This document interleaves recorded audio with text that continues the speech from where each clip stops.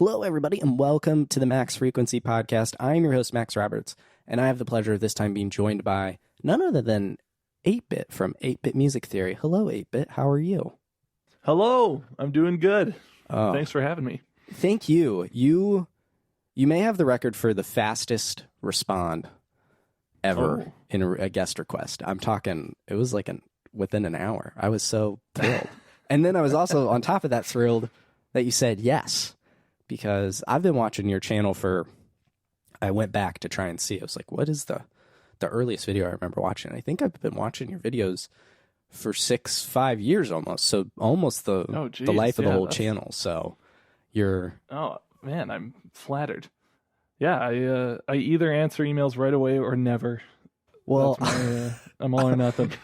I'm happy that I was on the right away column there. So that's great.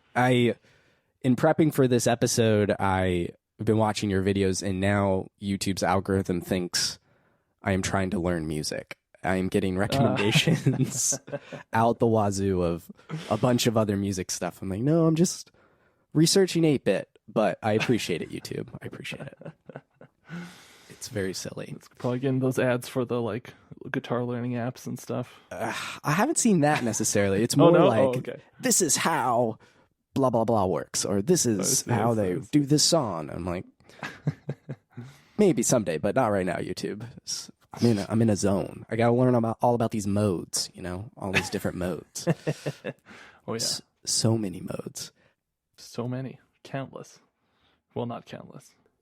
Before I dive in kind of to where I wanted to start, I had to, on top of thanking you for being on the show, I had to thank you for, I guess, mentioning, I believe it was in an AMA you did a couple of years ago, but you recommended or talked about a Japanese jazz band. I've been saying it in my head as Casiopea, but is that how you would say it? Oh, I think it's Casiopea. Casiopea. Like the constellation. But okay. Casio with, spelled like the keyboard Casio. Okay. Yeah, I mean, I don't know. I'm going to go with Casiopea. It sounds nicer, more in line with the music. Because you were talking about their 1985 live album in that AMA. And I was like, well, I want to get inside this guy's head. Let's listen to it. And between that and Let's Play, I've been just listening to a bunch of jazz for the past week. Oh, man. I really, really appreciate it. So thank you for mentioning it. No, they're really, really good. Oh, they're insanely good. That's probably my favorite hour or so of music in history is that 1985 concert. It is to it so many times. Bonkers. My wife actually asked me to turn it down. She's like, this is intense. We were in the car. I was like, well, it's really good. But I'll turn it down for intense. That's true. It was really fun. So thank you for mentioning them. And now getting me hooked, because now I have a whole catalog to go explore. Yeah. They've got a lot of stuff to check out. They do. Well, that's cool, man. Thanks for checking out the album and reading my old AMAs and stuff. You seem very well read on my old past interviews and things, which I find funny because every time I do an interview, I immediately forget everything that I said that had happened. Well, so I try to do my due diligence and learn what I can beforehand. I don't want to come in like a complete, not knowing enough. Because while you majored in jazz studies, I majored in journalism. So it's like in my educational blood, background, brain, whatever. That makes a lot of sense. Yeah. This is what I love to do. And you have a major in jazz studies. And, I think contrary to, I don't know if it's popular belief, but definitely based off just the intro of all of your videos, you're a drummer, not a keyboard player or a piano player, which I was surprised to learn that you are a drummer first. Yeah, that's probably the most flattering compliment I get is people just assuming I'm a piano player. Like, oh, I really must be getting to the theory nerd, really dropping some nerdy theory stuff if people assume I'm a pianist. Well, I think I've always just assumed it because you open with that little keyboard ditty. True. And so I'm like, well, this man clearly loves the fair. Piano. But I'm curious how you fell in love with the drums, which are, to me, a very intimidating instrument because it requires you to move all of your limbs, your whole body, really, if you watch in different rhythms and paces. And my wife can't keep a beat, and I barely can keep a beat, I think. So I find the drums very intimidating. So I'm curious how you fell in love with the drums. I started playing drums when I was a little kid. I'm trying to remember if there was a specific reason. I think I just really liked the, I don't know, very kinetic aspect of it. I remember watching School of Rock when it came out when I was a little kid and thinking the drummer guy was the coolest. And, you know, the drummers always seemed like the coolest members of the band. So I was forced to take piano lessons for about a year as a little kid. And then I negotiated with my parents, like, if I take drum lessons, will you let me stop taking piano lessons, kind of thing. And so I started drum lessons pretty early, and just that always was kind of just the thing that I was the only thing I was good at. So, you know, kept up with it, played in bands, did the jazz band in high school, that whole thing. So you did do jazz in high school? Yeah, just, you know, like being in band, you have to be a percussionist if you're a drummer, and being a percussionist is not cool at all. It's the opposite of cool. So I was like, well, if I get to play the drums, I'll do jazz band, sure. Even though I didn't know anything about jazz. I was 13.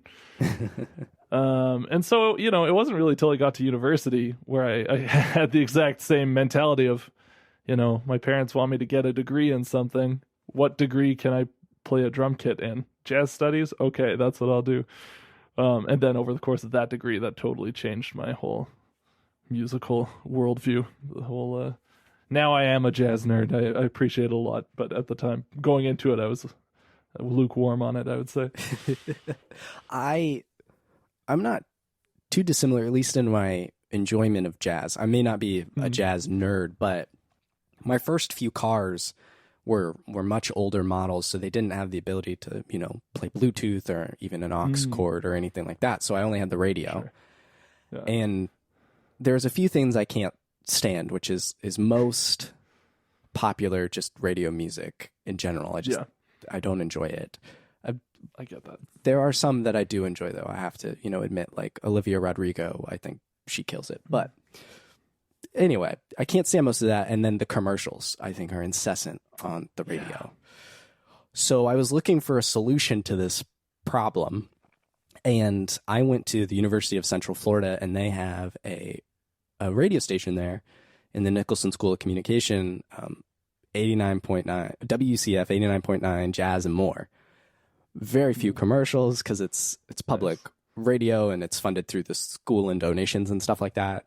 And it's just jazz all day. Nice. Yeah. And so I would listen to that all the time on the way to and from school and to work. And I'd put CDs in sometimes, but I was listening to jazz all through college. And then everyone made fun of me that I'm an old man on the inside. I was like, but this is really good music. I even remember one night I had dropped my then girlfriend, but now wife, off at home. And I've got in the car and was driving home, and it's on 89.9, and there's just this shredding guitar. I'm like, what? Where am I? And I guess on Saturday nights or whatever, they switched to like a blues kind of really, what do they call it? Smokestack Lightning, I think is what that segment in the evening is called. Funny. And it was, I was like, this is jazz? You open your eyes. So I get that. The jazz station where I live has like Sunday nights is smooth jazz night. And okay, you know, that's a bit. Go the same thing. You turn it on, you go, what? This isn't what I want. Okay. Well, it's the same thing with Casiopea. It's like, this is jazz, but it is jazz. I think that's the cool thing. The jazz term is strange because it encompasses a lot of different music, whereas pretty much every other genre label has very thick boundaries around. Maybe not very, very thick, but there's at least, you know, there's way less variety under what you would consider rock music than there is under what you'd consider jazz. You know what I mean? Oh, yeah, for sure. And not to totally sound like Damien Chazelle, but La La Land kind of addresses this, right? I assume you've seen La La Land. And Whiplash, is Whiplash a safe bet too? Oh, yeah. every like jazz musician I know hated those movies, but I loved them. I thought they were both fantastic. Oh, okay, that's good. I was worried because I have a friend who's a drummer. He did drumline in high school and in college and stuff, so it wasn't necessarily jazz, but he's a very good drummer. So I asked him about it, and he was like, "Nah, I don't like that stuff at all." I was like, "Oh man, I like it." So I'm happy to hear you enjoy those. But in La La Land, that is a thing, is jazz is all these different things, and you're such a traditionalist, blah blah blah. Anyway, for sure, it applies to real life, and I felt very I could relate heavily to that movie, like the whole him joining the pop band and playing his keyboard solos in a pop band, and then just going like, "What am I doing with my life?" Like, oh yeah, I feel like every working musician has been there to some degree. So is that just like, to make money, you have to do things that people want to hear. Right. And people don't want to hear interesting music for the most part, I think. People that is not to be too elitist, but no, I get it though. My wife is very, I would say, just the generic what is on the radio. She listens to the radio, and right now there's a lot of Taylor Swift in my life. Sure.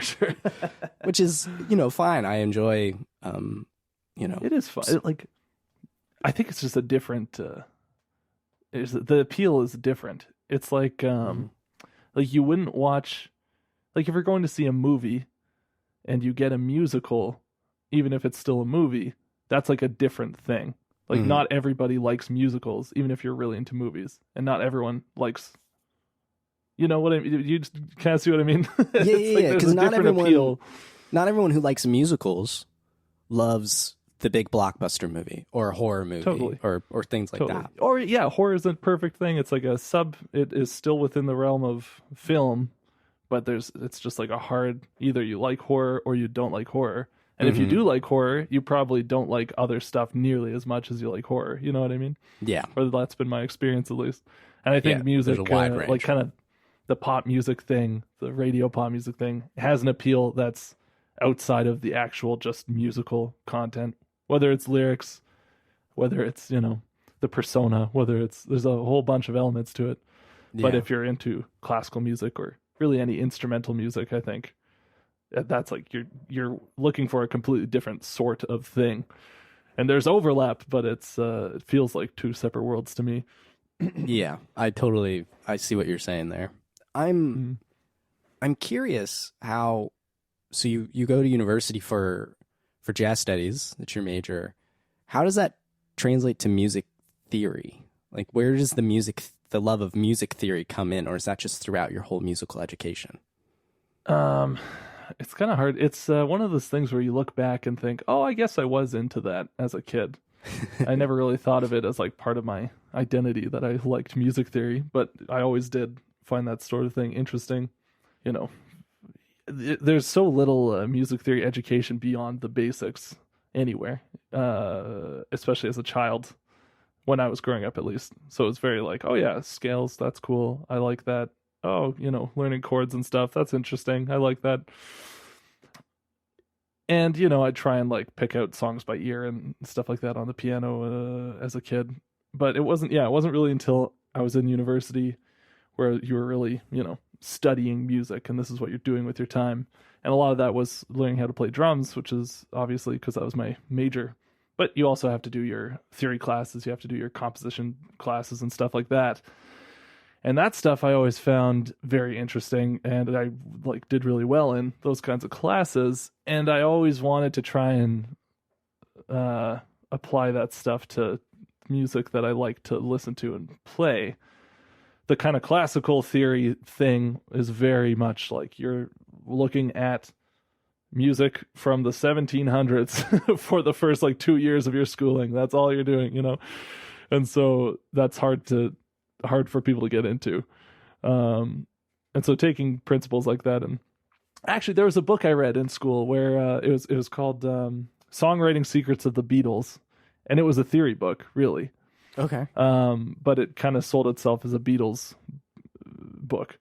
It was in disguise. And it would just go through Beatles tunes, and it started off super duper simple, just like what's the one chord, what's the 5 chord, and went into not super complicated territory, but by the end you're talking about pretty technical stuff. And the style that book was written in is totally, that's just, I stole that, and that's what my channel is. Like, I was so intrigued by this book. I read it front to back twice, and it was just this whole way of looking at music theory in a way that wasn't so academic, that was more approachable and more practical, of saying like, oh, this sound, you can actually like identify what this is and how to play it or how to create it. If you were writing a song, you could use this melody note over this chord and get the same effect that you got in that song.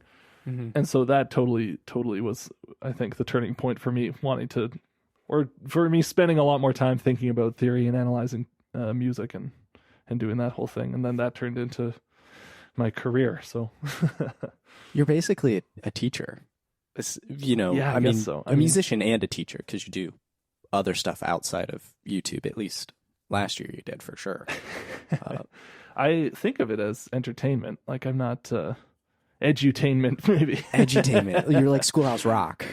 Yeah, exactly. I'm not trying to teach anyone anything really. I find this stuff super interesting.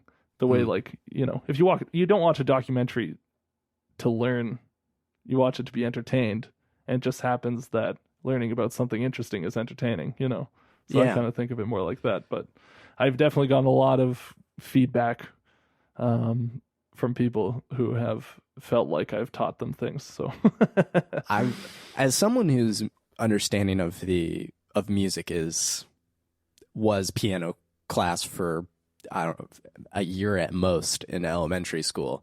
And I was always more interested in the sons, because we went to this lady's house. I was way more interested in her son's Legos upstairs and his copy of Lego Star Wars than I was in piano lessons. Sure. But I do think your videos have taught me the how and the why of certain songs, and just why they work in a video game in these different scenarios and contexts based off techniques and modes and charts and notes and all these terms that are above my head. Like, really, you'll say stuff, I'm like, are we doing a math class here? Are we doing music? What is, there's numbers and chords and bars, and it's a completely different language to me, both visually. But your approach in the videos is you're showing the music, you're playing the music or the notes or the section, the chord, what have you.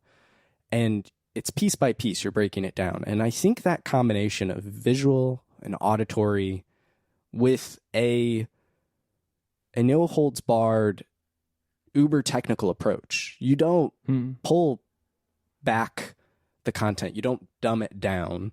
It's this, and this is why it works. And I think if you watch enough of your videos, eventually you pick up words and terms and things like that. But when I watch it, I go, that's why the Phoenix Wright, courtroom themes hit. I play those games, since the DS. I'm like, these soundtracks are awesome, but I never knew why.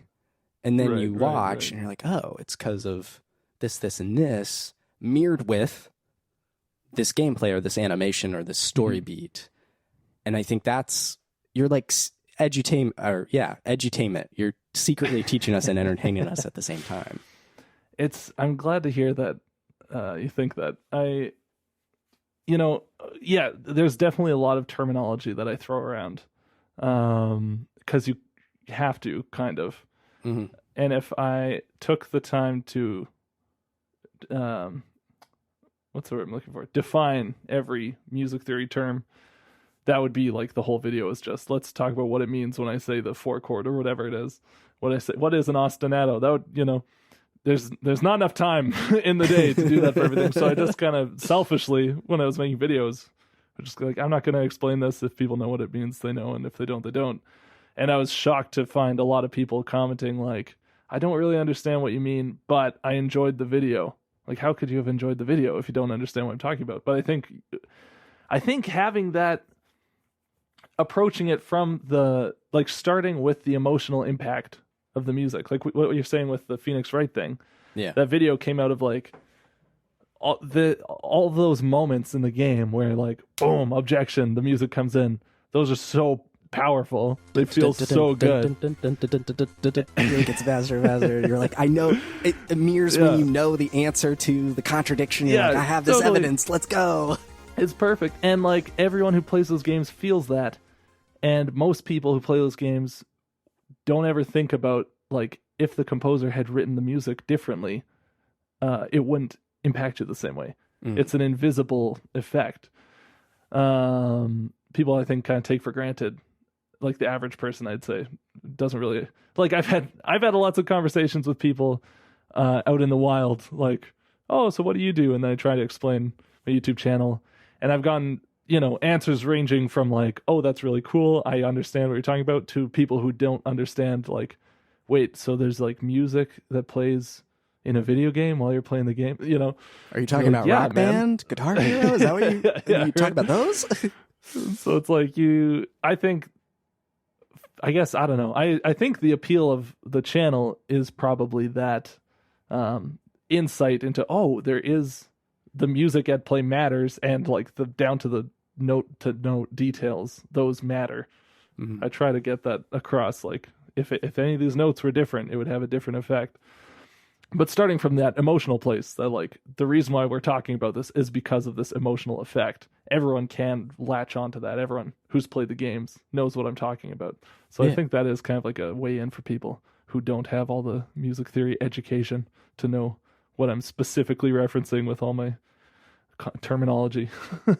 I think that emotion is a key cornerstone in not just the music. I think of also, I watch video essays. I think of the YouTube channel Every Frame a Painting. And that was one of my earliest examples of just film literacy, learning, if the camera moves this way or cuts this way, it impacts the emotion and the flow of a scene. And so that's a visual language, right? Of just in our eyeballs. But over time, I've learned a bunch of terms, and then I took, different film courses throughout school. So when I watch a movie, I'm seeing other things of like, the camera's not cutting here, it's adding tension here, and retroactively, some of that stuff comes back and applies to video games. You look at God of War 2018 and Ragnarok; they both don't cut away, right? And so, how do they use that to create tension? And then you go watch a Spielberg movie, or that one episode of The Bear, and it's the one, or oh my gosh, True Detective, so all this stuff. And it's like, how does that impact the emotion of the scene? And generally it creates stress in that particular example. No, I love that channel. I totally agree. I miss it so much. Yeah. Did you know that they did a Netflix show, a little compilation of video essays? Really? And yeah, so one is narrated by Tony, and then the other is by, I want to say it's Taylor Ramos is the partner. Okay. So they wrote and did everything together. But if you want like a hit of Every Frame a Painting, there are 2 episodes, and they were producers on the other ones. I think it's called Noir. But it's, if you just want to hear Tony's voice talk about movies again, that's your hit. That's your fix. I think that was probably a big influence just in the idea of the channel, that you could talk about something that technical in a way that's interesting, because I like watched all of those videos over and over when I was younger. Oh yeah, I've watched it all multiple times. It's so good. I miss I'm never going to make a movie. I never need to know that stuff. So it's not like an educational thing. It's just something about that is so fascinating. It is like the language learning aspect, or something like that. The visual language learning.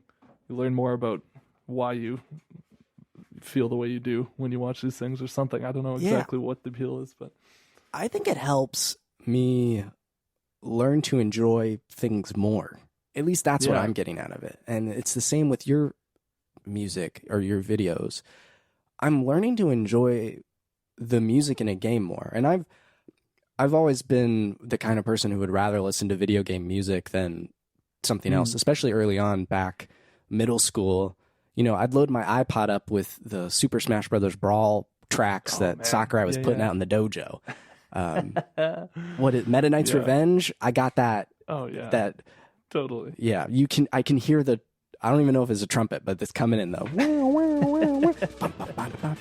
You know, like that's my musical background, not necessarily, you know, I don't even know what Taylor Swift. I didn't grow up with Taylor Swift necessarily.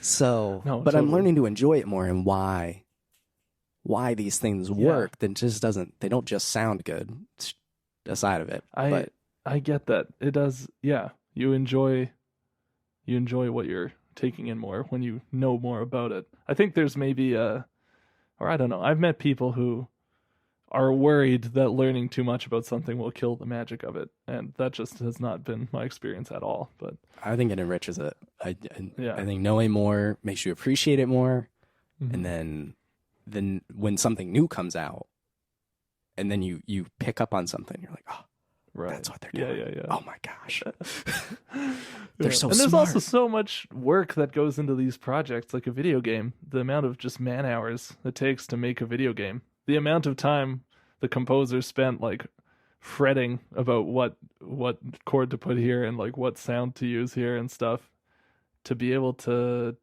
appreciate it more, to actually be able to kind of go, oh, that was such a cool choice. Like, I don't know. It's what a lot of projects. I don't know what I'm trying to say. No, the more goes into it than just here, compose a banger song, you know? Yeah, right. You don't just like, I suppose some composers probably do just have crazy talent that they've honed over years or something. I remember in one of your interviews, you guys were talking about Jake Kaufman, and the guy just apparently like hears it in his brain and then puts it on the machine. I don't know. You know, there are people like that. Totally. But lots of thought goes into things. Lots and lots. And it all just a hit in a 60-second cutscene. I don't know. Or this one gameplay moment, right? You know? Totally. It's makes you appreciate everything more when you know how yeah. many decisions went into it, how much work went into it. And even the genius types that just kind of music just flows out of their brain seemingly effortlessly. Yeah, it's it's like when you get deep into it to understand, like, oh, that would take even like a pretty good composer, you know, weeks to come up with the soundtrack that he, you know, whatever, just could hear. Like, that genius, you can understand how amazing that is more if you know more about the field. I don't know. No, I totally get what you're saying. Your videos are they have a style to them that I do think is all you. Given what I've been watching over years, and then the last week of really a lot of condensed 8-bit music theory, sure. I see a lot of you in the videos and in the personality coming out through them. And I think that translates into your editing style and how you make these. And so I've kind of learned over time that you started out in Windows Movie Maker and Microsoft Paint, which we all did because it was free and available to us. That's true. And it's very apparent. Well, the paint in particular. Yeah. the paint in particular is hard to ignore. But today, at least in 2020, I assume it's still the same. You correct me if I'm wrong, but you use a video editor called HitFilm, and then you record everything in Reaper. Is that still correct? Yeah. So as of the last year and a couple months, I have outsourced the video editing part of it to my editor. Okay, you have an editor. But up until, I guess, whatever year that was, 2022, up until basically the beginning of 2022, I was doing all the editing myself in HitFilm. And, and then the last year, if you noticed a huge bump up in editing quality, that's why. Well, I was just starting to think of some stuff. I was like, wow. When I heard it, HitFilm there's the free tier, which I totally get going for that. I was like, wow, he can do a lot in this HitFilm. Maybe I should look at HitFilm. You can do a lot in HitFilm. I definitely didn't get to the limits of the program. Mm-hmm. I hit the limits of my ability first. And I have a very, it's good enough to put out approach with that kind of thing. I think, we live in a world of free content. I hate saying the word content. Me too. free videos and stuff online, and it's not that you don't have to put work into it, but people are after the kind of basic content. Like there's a lot of channels that get really popular that have very high production values, and maybe a little bit more fluffy actual substance, and that's fine. But I don't think, like, for what I do, that's something that's a little more technical, that's a little more intensive. I don't know that super great production values would draw a ton more people in to watch my stuff. I think if you want to hear someone explain, why secondary dominants sound like Mario music, that's a very specific thing, and you're gonna like want that, and you're gonna try and get that regardless of the whatever production value. But it's been really great outsourcing the video editing to an editor, because it does look better, and that's nice. And he's super smart about, he totally got what I was going for stylistically and just did it better and then more of it. So it's like awesome. And then I have way more time to just write videos, which is more fun for me, and I can get more stuff out that way. So was that the drive to hire an editor? Yeah. Well, if I can offload this work, I can do more of the work that frankly brings in the money and that you enjoy more. Yeah, no, definitely. It was very much like, if it takes 3 weeks to make a video, and one of those weeks is just editing the video, then I can make whatever percentage that is. A whole extra video every 6 weeks if I outsource that bit. Yeah. And yeah. Does the editor ever get the video or the script, the music? I remember the Mega Man video you just did, which was for the Battle Network. Oh, yeah. Like, there's a lot going on in that song, and I feel like it was a lot in the video just because it's going so fast. You're like, why did you do this song? Why are we looking at this? It's so much. I do, like, I get all the sheet music stuff together, all the visual assets usually, and all the little pink handwriting. I make my wife do that. So it's I was gonna ask whose handwriting or if it's a font, but so it's your wife's handwriting. Yes. Okay. Yeah. The Gone are the days of the MS Paint mouse circle.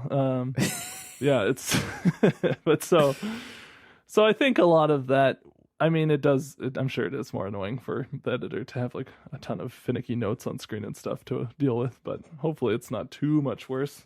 He never complains. God bless him.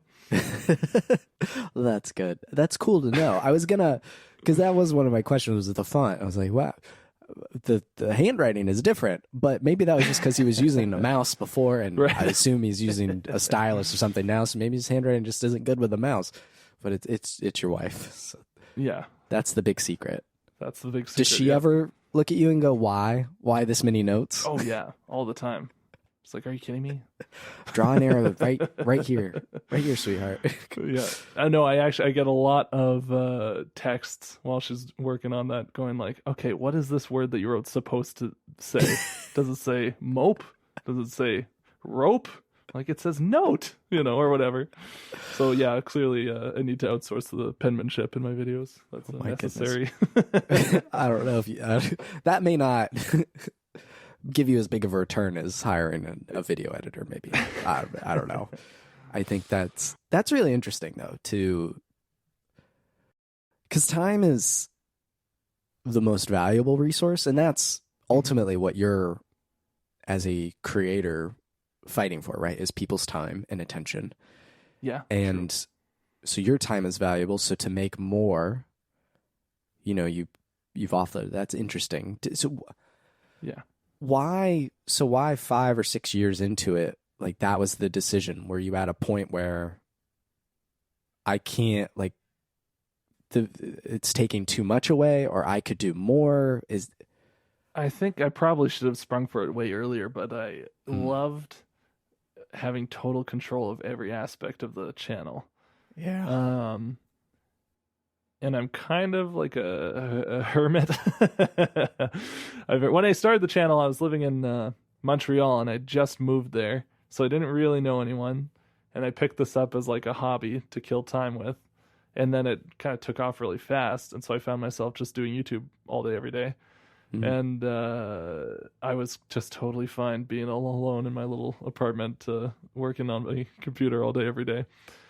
And any amount that you involve other people brings just complications in terms of scheduling and communication stuff that I just didn't want to deal with. But then 5 years in, it was very like, why are you spending so much of your time doing this when it would not be that hard to communicate with one other person? You know what I mean? So it, well, really what it was is I found a editor. There's a guy I know who, he actually did a YouTube channel talking about video game music called GameScore Fanfare. Okay. I don't think he's put out a video on that channel in a long time, but that used to be a project of his. And I kind of, so we knew each other online. We'd kind of promoted each other's videos before and stuff. And then I saw on Twitter that he was looking for editing work. So then you decided to acquire him and take out your competition at the same time. Exactly. You're like, I'm too big now. Move. Here, you're now part of 8-bit music theory. Exactly. No, but yeah, so yeah, it was really just like I had no excuse. There's no like, oh, I should do that, but it would take some work to find someone, It's like really all of the work, everything, kind of fell in my lap, so I couldn't say I couldn't put it off. But do you edit the audio? Yeah. So you give him a full completed an audio file of here's the whole episode, and now put the visuals on top of it? Yeah, exactly. Yeah. Okay. I totally get the want to have complete control over a product. I'm very much the same way. I think a lot of particular creators, I think, are like that. Like I must have control over this piece till it comes out. Because if I let someone else touch this, they won't do it the way that I have it in my brain. Right. They won't do. It's tough. Like I really admire. I don't know. Kind of, you hear about like writer duos and stuff, but Lennon and McCartney, that kind of thing, where it's like I don't understand how you'd have to be so close to a person to be able to put your ego aside in that way to say like, yeah, why don't you change my idea to how you think it should be, and we'll see if it's better. That'd be tough. Well, based off that that documentary that Peter Jackson did, I don't know if Paul McCartney and John Lennon necessarily always put their egos aside. No, true. But they did have like years of doing that before it got harder and harder, I think. Right, yeah. How it seems. I just remember a lot of conflict in that documentary. Yeah, that's definitely true. But that was still really, really, really cool to see. I assume you were excited to see that come out as a Beatles fan. I'm a big Beatles fan, big nerd, big Beatles nerd, big Beatles fan. The songwriting secrets book still have on my shelf, so I was very excited to check out that. It was very cool. I do think it was too long. Like, I thought it was very, very funny. It was so funny to have him announce the length. I can't remember what it was going to be originally, 3 hours or something a lot more reasonable, and then to say, just kidding, it's going to be 7 hours long. And then it comes out and you're watching it like, oh, this should have been the original length for sure. It's There's a lot part of me's like, I get it. You have access to all of this raw footage that hasn't been seen in 50 plus years. Like, how do you even make the decision of what to cut necessarily, especially when it's the Beatles? Yeah. And then there's also just I found it fascinating to just watch them create. Just uncut, just the Beatles doing the thing. But also it's it's a long time. I'm probably being too harsh because I watched the whole thing, so clearly it wasn't too long because I sat through it all, and everything that I personally was sitting through thinking like this probably could have been cut. I'm sure someone else thought that about the parts that I liked, and they liked the parts that I would have cut. So maybe he was right to just let it be as long as it is. But well, I'm sure his next project will be 12 hours at least. He seems to keep getting longer and longer, so I'm sure whatever he does will be crazy. Yeah. Oh man, that was a great documentary though. So I wanted to ask your videos are all on YouTube. That's kind of the primary platform for your business. Now you have the Patreon element, and I want to talk about that as well. But YouTube is the foundation, maybe is the right word. You can correct me if I'm wrong. But for sure. YouTube's where it all goes, and music on YouTube is a notoriously difficult thing. So much so that my other podcast, Chapter Select, whenever we talk about the music in a game, if you listen to just the regular audio of the show, you'll hear the track beneath us while we're talking about it. But on YouTube, I just take it all out. I'm like, I don't even want to. Right. I don't want to deal with this. Yeah. But your videos necessitate music because that's what you're talking about. Yeah. And so how is that for you? Because even that, to a degree, is kind of what drove Insane in the Rain off the creation side of the platform. He's like, I don't own this music, and YouTube is not, they just have to falter to the copyright. And as of this recording, you just put out a video about Studio Ghibli, which deals with this directly in the video, where you have to mute certain parts of the video on YouTube because of the copyright auto strike stuff, and there's an uncensored version, or unmuted version, maybe is a better word, on Vimeo, which is where I watched it. But the difference between the two is, like, it's just shy of, I don't know, 4,500 on Vimeo, and then you're around 32,000 on YouTube. So how do you handle the whole copyright cloud looming over your channel? Well, it's interesting that you brought up Insane in the Rain, because I think the thing that makes it so tricky legally to cover video game music is what makes it possible to talk about it on YouTube, which is that none of it is like officially released, Not none of it. Very little video game music is released in like a soundtrack album format, and without that kind of release, YouTube can't just algorithmically search and block you for using it. Which I didn't like when I started the channel. It was just that I liked game music a lot, and I thought it'd be a fun idea for a channel. And going forward, I've had a couple run-ins where I go, oh, I'm so glad that I only ever talk about game music. Like, there was anytime I reference any non-video game music, there was a video I did on the Spider-Man game that came out a few years ago. And I wanted to make reference to these great kind of superhero themes from superhero films that it clearly draws from. And just like this 4 seconds of the Superman theme, John Williams Superman theme. And it's like, oh, no, you can't have that in your video. Your video's blocked, whatever.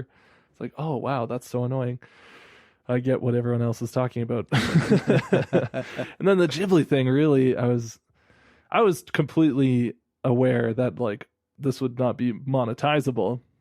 I thought, oh yeah, I'll just let it be demonetized or whatever, and that'll be fine. And I didn't realize that having Ghibli music in my video would have it be blocked. And so then so I went back and I recreated all the audio examples with bad MIDI, examples, and uploaded it, and went through like 4 iterations where like, oh, this one's still getting picked up and the video is still getting blocked. Okay, I'll recreate it with even crappier MIDI samples, Yeah. And so there were like 4 iterations. Finally got one up that had no copyright blocks on it. I was like, not ideal, but I'll link to the uncensored version. And then it wasn't until it went up public and people started watching it that I guess YouTube algorithmically muted all of the examples in the video, even though they were all MIDI. Oh, so they went in and muted it over you. Oh, wow. I would not have uploaded just a video with no music, because I feel like that's the point of the channel video. Yeah. But then, like, looking at that, I was thinking, like, they went in and muted me playing just this melody on my keyboard. There's no way to have this work. So I just left it up the way it was, and hoping people check out the Vimeo link. I don't know, hoping they do, and if they don't, whatever. That's what I did, because I wanted the real thing, totally. The creator's intent. Yeah. But hopefully the people who really care, who really love Ghibli music and would enjoy that video, would be the ones to hunt out hunt around in the description and find the other link. But yeah, it was super frustrating, and so now I'm very much like, okay, let's stick to video game music. So this, I was going to ask, so has this just discouraged you from exploring other things? Because the Ghibli tie is, he composed music in Ni no Kuni, so now I can talk about Kiki's Delivery Service and Totoro. Yeah, very, just trying to justify, like, I love Joe Hisaishi. I love all that Ghibli music. So great. I have transcribed a bunch of it and think about it all the time, and so I was thinking, like, this would make a great video. I should just do it. But then, with all this headache that came out of it, I'm realizing, okay, let's stick to Zelda for a little bit. I guess. So does one of the trends I feel like, at least I've noticed, especially I suppose with the vinyl resurgence over the last 5 to 10 years, is I think more and more video game soundtracks are being released for purchase. Now, Nintendo, no. Sure. But other companies are putting out soundtracks to much acclaim. I mean, for Pete's sake, Jeff Keighley just had a big video game concert at the Rose Bowl. The Last of Sony does a lot of it. You just did a video on Diablo 4. Like, so these soundtracks are out there. Are you noticing that kind of the shroud of mystery over video game music is starting to be lifted, and you're hitting more walls with that kind of stuff? So far, no. So far, I haven't had any problems with that stuff, which is great. I know, like, indie games have been releasing soundtracks more regularly than the kind of mainstream AAA titles for a long time, and I've never, it seems like the type of company that would understand the audience enough to say, oh, we should release the soundtrack as an album, would also be the type of company to say, yeah, they can use the music in their YouTube video. Why not? So maybe there's a correlation there for why it's not a problem for me. But it is nice. Like, it's really cool to see video game music as an art form, as a genre, be getting more love from more people in and outside of the industry. Yeah. I agree. And I have probably far too many vinyls of just video game soundtracks. So I'm definitely a part of the resurgence. Yeah. The other piece of your business, of your channel, is the Patreon, which I was surprised to it. You've basically had it from the beginning. It's as far as I could tell, it seemed to have started the Patreon in December of 2016, but the channel was just 2 months earlier in October. So what? You are a journalist. So what? Thankfully, you can see dates on Patreon post. So I was like, I'm able to figure this out. Yeah. Was it just, I'm going to give people the option to pay me early on? Like, what drove you so early to identify member support outside of YouTube? What was it? Just maybe I can make money? Yeah, that was pretty much it. I mean, I just graduated school. Okay. And the next fall was when I moved to Montreal, and I was trying to make it as a musician. And this YouTube thing I started doing as a hobby. And I was following YouTubers at the time that who had Patreons, and this is how they made their living, was mostly through Patreon and some YouTube ad revenue and stuff. So I knew it was possible to do that. And working on the channel, I didn't really expect it to go anywhere, but I did know that it was possible for channels to blow up. So I or not blow up, but to make a living, even if they're not, huge.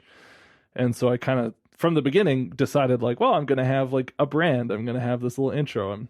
It's not just going to be me sitting on my couch talking about the stuff, like just rambling. I'm going to like make an actual product.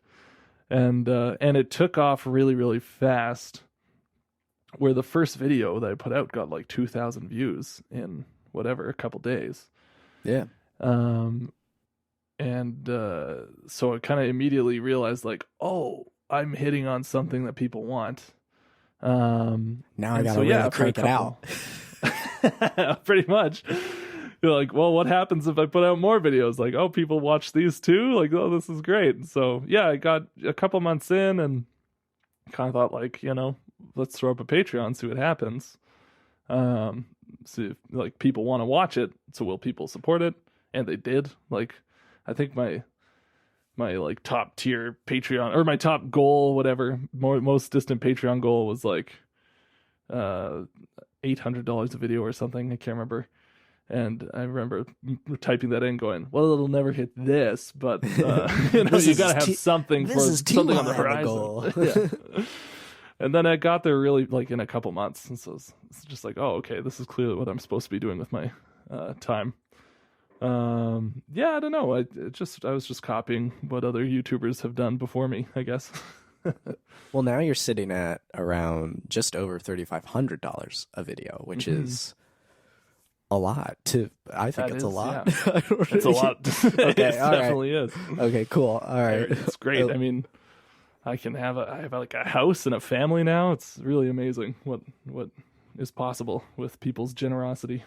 It's very cool to see, and I just found it interesting that you were early in the channel. You recognized an opportunity to step outside of just depending on YouTube and their ad revenue, which is, how much has that changed in the last 7 years? Yeah.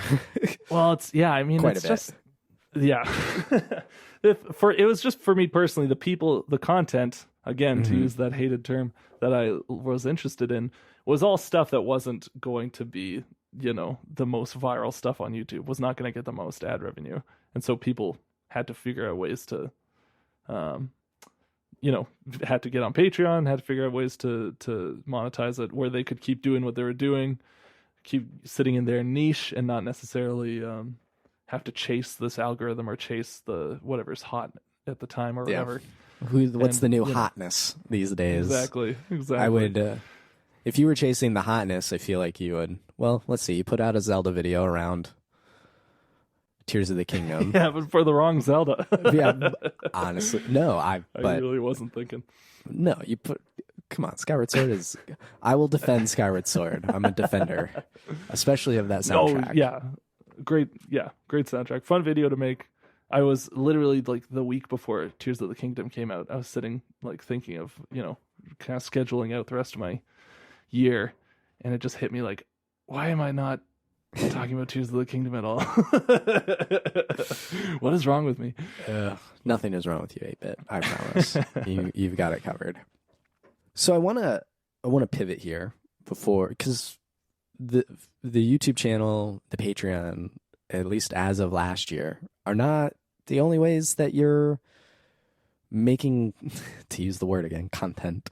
But to, stepping outside of music theory and analysis, you put an album out last year, a jazz arrangement of GameCube music called Let's Play by 8-Bit and the Single Players, which I really, really like. Oh, yeah? Oh, good. Yeah, I like that name a lot. So before we get into the album itself and some nitty gritty, I've got, since I have you, I'm going to ask you. Okay. I've been looking at this album art. I have questions. Okay. Did you take this picture? Yeah. Okay. So then you can tell me, what game is upside down? Why is the game upside down? Oh, like the disc? Yeah, why is the disc upside down? Because I realized right when I was about to take the picture, is this going to be an issue if there's licensed imagery? Okay. You can't just put a picture of Mario on your album cover, I think. Probably I don't not. actually know. I was kind of playing it safe, maybe stupidly so. But that's really funny. No one has ever, I haven't heard anybody comment on the upside down game disc, but yeah, that would be really frustrating to notice. So what is the game? I have to know. It's Super Mario Sunshine, I'm pretty sure. Okay. And so would that then explain also why the manual is upside down? Yes. Okay. Yeah. Cool. Well, because did you hear about Kind of Bloop? Mm-mm. This guy commissioned an album from a bunch of chiptune artists where they recreated Miles Davis's Kind of Blue using chiptune trackers and stuff. Super cool album, super cool project, very cool idea. And I think it was kickstarted and got a bunch of great Jake Kaufman was on it, a bunch of great musicians to make this, and it was such a cool fusion of these two very, very separate worlds. And then he kind of last minute just commissions a little pixel art version of the album artwork to slap on the Bandcamp page and puts it up, and then he got sued by the photographer of that original album photo for like a ton of money, and they had to settle out of court because he didn't have enough money to continue fighting it, and he just like it was a complete disaster. Oh no. So I'm like, I know it's possible if somebody wants to screw you over for them to screw you over with stuff like that. I don't know if Nintendo would ever notice or care, but better safe than sorry. Right? That was my thought anyway. Okay. I appreciate it. So now at least I know. I feel better. Now you know. Rest easy. I have to also was cleaning up the potato chips pain in the butt, because you really went for it. You've like totally recreated that sleepover energy that I remember with the GameCube. Man. I'm so glad that you say that. Yeah, that's what I was going for. I was gunning for my 8-year-old sleepover memories, and that did involve vacuuming my office carpet quite a bit afterward. I appreciate the commitment to evoking that era, because I don't know how old you are. I just turned 29, and I grew up on the GameCube as well. So, and it sounds like you also grew up playing the GameCube. So I feel like we're close in age, or at least have fond memories of this console. I just turned 29 2 weeks ago. So okay, well I born on June 5th, so nice. You seem to be late June 30th, early July. So. Okay, there we go. Well, happy belated birthday to you. Oh, thank you. So we definitely grew up on the same games at the same time, which is really cool. It's funny, like I don't know how long these generations are now. I don't know what the window of time would be. I don't either. I don't know where we are. Sleepovers with GameCube games, but I remember so many, man. You know, Mario Party, Smash Brothers all night. Yeah, one night, me and a buddy started Paper Mario from scratch, and I think we got to the train. I think.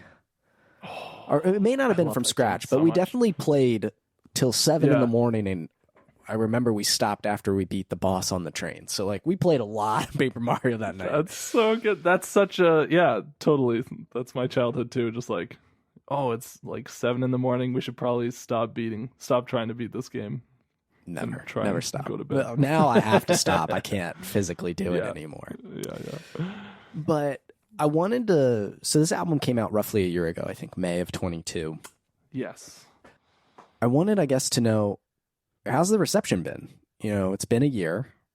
It's something that I would listen to. When I saw this, I was like, oh, that's right up my alley. So I've been bopping along to it before the interview. But I'm just curious how everyone else has been receiving it. It's been good. Yeah, I had no idea going in.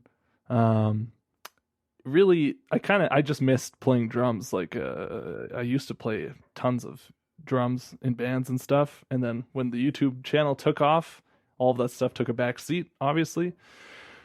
And I, love doing YouTube, and I wouldn't trade it for anything. But definitely 5 years in, I kind of was feeling like, wow, I miss like why I got into music in the first place. I want to do something, play with people more. And so, that's when, started arranging and trying to get the stuff together. And it was a really cool experience to get to record and record my own arrangements and do that whole thing. I'd never done that before. And I had no idea. I kind of knew, like, if I tie it to the channel in a way, then more people will see it. If I don't, nobody will see it probably. Right. Because I don't know, how you would.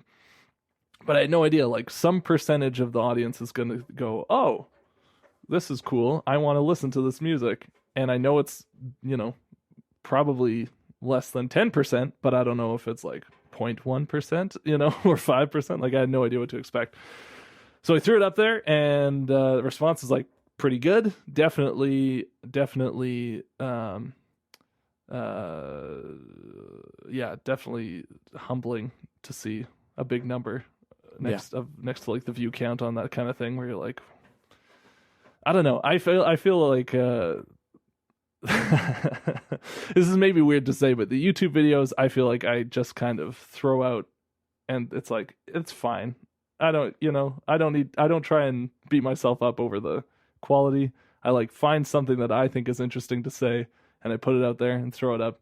But music being kind of my first passion, it feels a lot more personal. It feels a lot more like scary to put it out there. Yeah. So I'm glad to see that some people like it. And now I know. Now there's a really good test to say like, oh, okay, this is how many views, how many Spotify listens I can expect from channel fans if I put something out. So I do want to put out more music going forward, and we'll see. Do it. We'll see when and how that happens. Do it. I definitely want to encourage it, please. More 8-bit jazz albums. GameCube. I mean, you can pick whatever you want, but more GameCube. Just all GameCube covers, several albums worth. There's so much potential. Probably, You absolutely could do it. So there's a lot of questions I have about this, but I want to take a second, since you said earlier you forget everything after you put it out there or you do an interview. There's this quote that you have from, you did a composer code with Matt Kenyon, something like that. I apologize. There will be a link in the show notes to it. But you did this interview and you were talking about, I'll just play you the clip. I'm just going to play it. I can't summarize it. You said it very good. Okay. A lot of young composers, myself included, get really wrapped up in trying to do something really unique, and like really like, I want to find my sound. And it usually doesn't sound that good, in my case especially. But if you take your favorite 10 songs and then just steal from all of them, you'll make like some Frankenstein monster song that sounds like all the stuff you like. And in that way, you kind of make your own sound, because it's like, no one else in the world is going to have the same 10 favorite songs as you.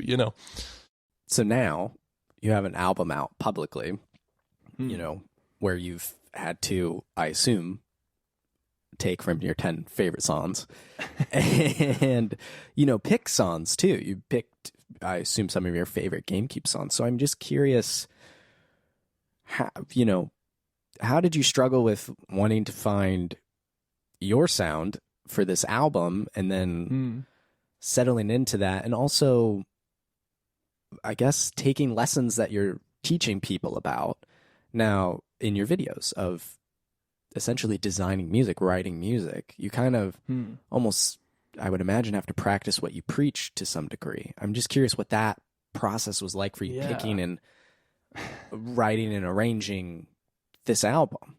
Right. That does definitely add another level of pressure too. Like, you make a living talking about why music is good, and then if you can't put out something good, it's kind of like, why should I listen to you?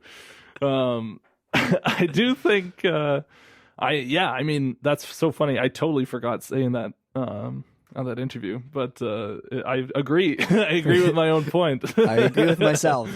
Yeah, that was something that I really had to learn in like going through jazz school. Was that exactly what I said? Coming in as like an 18-year-old drummer, and you want to like just I want to be like a great drummer and sound great. I don't want to have to learn like old stuff that people have already played. I want to be doing something new and exciting. And the profs all kind of had to beat into my head like, no, you sound bad though. Like, you're not. You need to learn how to sound good, and you do that by emulating people who are great, the great legendary drummers of the past. And so I, had to learn how to do that drumming wise, and same holds true for writing and arranging and stuff. And so arranging for that album, it was very much just like picking some of my favorite tunes from the GameCube catalog, which is what I'm the most nostalgic for. And then for some of them, it was just like Perplexing Pool comes to mind from Pikmin 2. I didn't change anything about that tune. I was just like, how do I arrange this exact piece of music for the band that I'll have playing it? And then other tunes I changed a ton, like Delfino Plaza or something, where you just, I always find that super interesting, having an arrangement of a tune that's completely different from the original. And that's like very much in the jazz tradition to do that. But so I was, for the arrangement of the album, I was very much thinking, I just want to be Casiopea playing that 1985 concert. Like, how do inject that into this as much as possible. That was my primary goal. Okay. And then the secondary influences I was trying to Frankenstein together, I maybe wasn't super conscious of, but I've always been kind of a like a prog rock fan as a little kid, and I'm really into this piano player Hiromi from Japan, jazz piano player, and I have got a lot of people comparing some of the tracks to Frank Zappa, even though I haven't really listened to much Frank Zappa, but that kind of era of music, I'm a like 70s rock and stuff, and fusion I like a lot, so that stuff all seeped in too, I'm sure. And yeah, I think the thing that I had to learn in the album writing and recording process was to turn off, like to not try and analyze what I'm doing while I'm doing it. Kind of like Roger Ebert, a great film critic, famously made like one movie and it was terrible. Everyone hated it. Yeah. So I think it's the being a good critic of something and being a good analyst and being a creative person in that field are totally different skill sets. And I found it impossible to write anything remotely good if I was kind of checking while I was doing it, like, why am I doing this? Like, oh, what is this? What effect does this have? And so it's like, okay, you just have to try and write and be creative, and then afterwards go and edit it and be analytical while you're kind of editing your work and go, okay, this doesn't work, this could be this, but trying to separate out those two mindsets was something that I kind of learned how to do better over the course of writing that album. Yeah, and then after the album came out, you turned around and made a video about it, where how you turned Rainbow Road into a jazz fusion track. So then you turn the analytical side on to Rainbow Road and yourself, which is, I think, a good marriage. That vertical integration they always talk about. Promote the album, make more channel videos. It was good. And it's easy to justify spending a bunch of time on something if you can make a video out of it. So yeah, I like it. Were there any songs from the GameCube? Because like we said earlier, there's so many you could have chosen.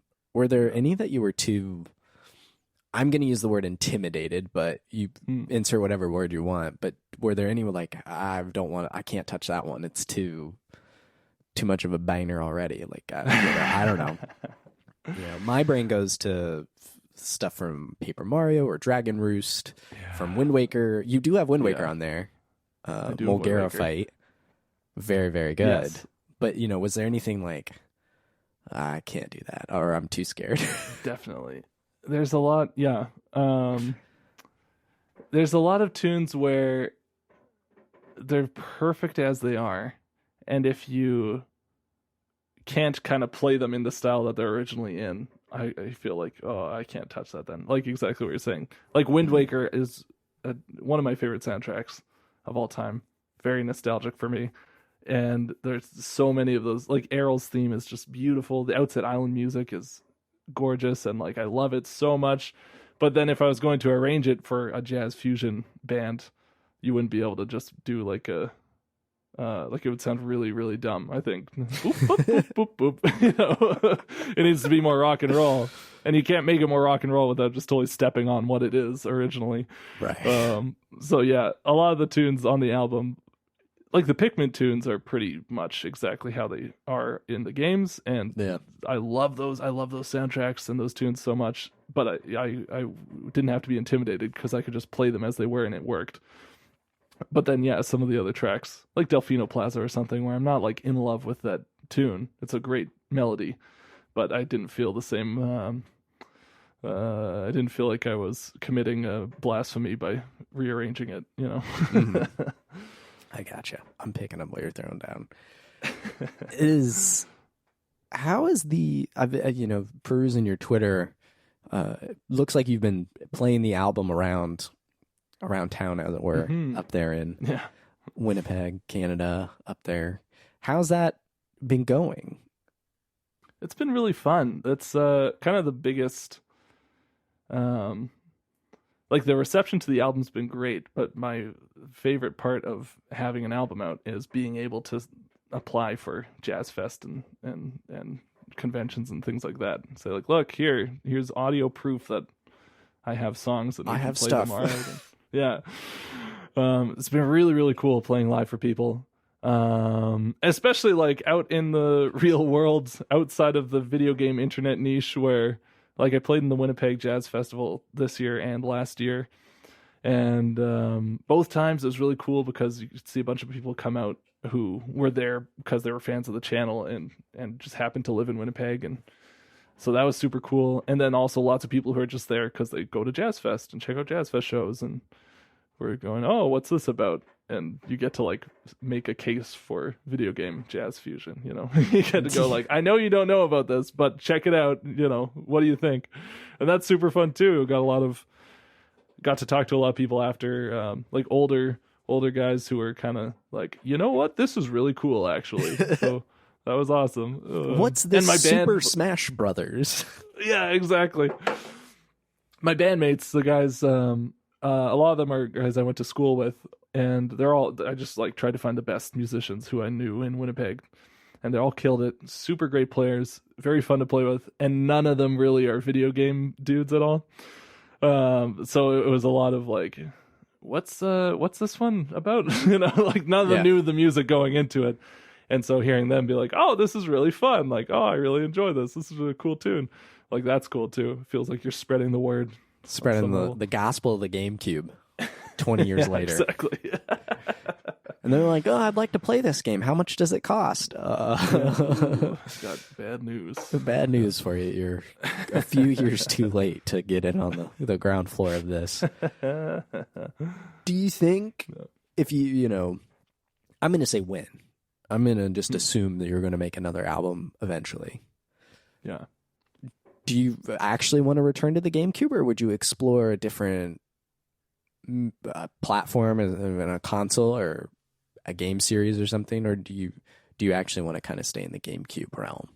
No, I definitely when I came up with the idea of the GameCube album, I thought, oh, and it would be cool to do a Super Nintendo album, a Wii album, you know. That was my original.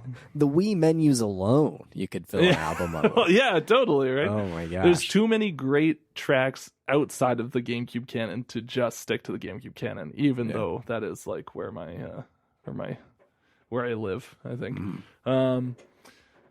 But yeah, lately, I guess like being a year out, thinking about starting another project, I think it makes more sense to try and do smaller recording projects. Like instead of trying to do like a full album and another full album, in the modern age, I think it probably makes more sense to try and, you know, record 4 or 5 tunes and then throw them up, and then record 4 or 5 tunes, throw them up. So it'd be cool to have like smaller themed, you know, EPs, I guess, little pieces of output. I don't know what people call their EPs, LPs. Yeah.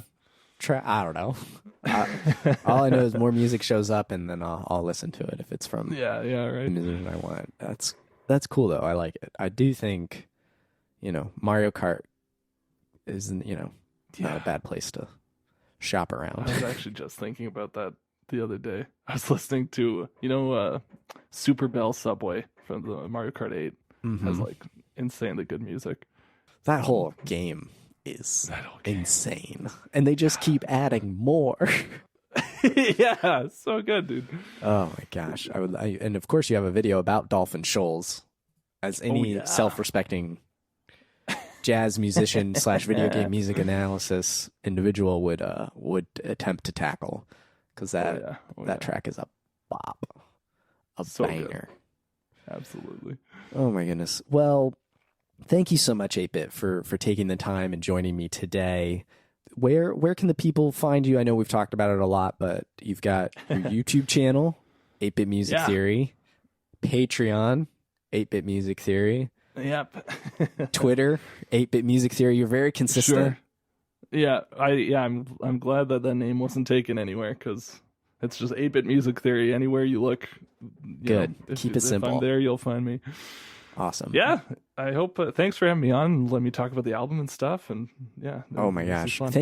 Thank you for taking the time out of your day to talk to me about all this and teach me some more stuff about music and music theory and how, you know, a little bit of how the sausage gets made. So I really, really appreciate your time. There will be links to all of 8-Bit's stuff in the show notes, from the album to the Patreon and the YouTube channel. So go check all of that out. As for me, if you'd like, you can find my writing over at maxfrequency.net. And you can check out my other show, Chapter Select, where we pick a series and bounce back and forth between its entries to explore their evolution, design, and legacy. Season 5, which was Resident Evil, just wrapped up, and we're getting ready to announce Season 6. As of this recording, it'll be by this upcoming Wednesday. But that will start here in August, and it is... I'll say this: 8-Bit has covered some of this franchise's music. It's no slouch. It's a little popular, so look forward to that. You can check more out by going to chapterselect.com/season 6. You can check that out there. But thank you all so much for your time, and until next time, adios.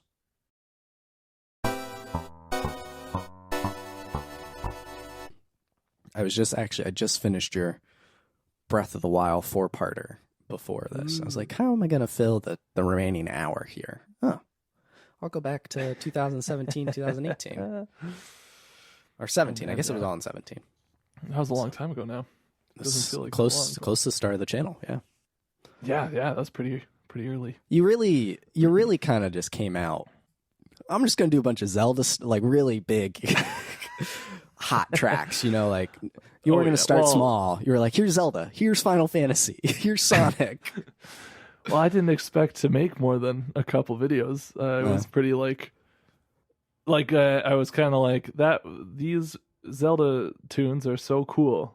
I'm going to make a little video about how cool they are, And now it's your job. So I blew all of the Zelda Hyrule Field themes in one video, and then after I got going and realized that could have been a lot more videos. That could have been. You can always a lot go more back. Content. You can always go back. Yeah, true. People will always. Yeah, I kind of hope that no one goes back and watches those old videos now, because I don't know if they hold up, but.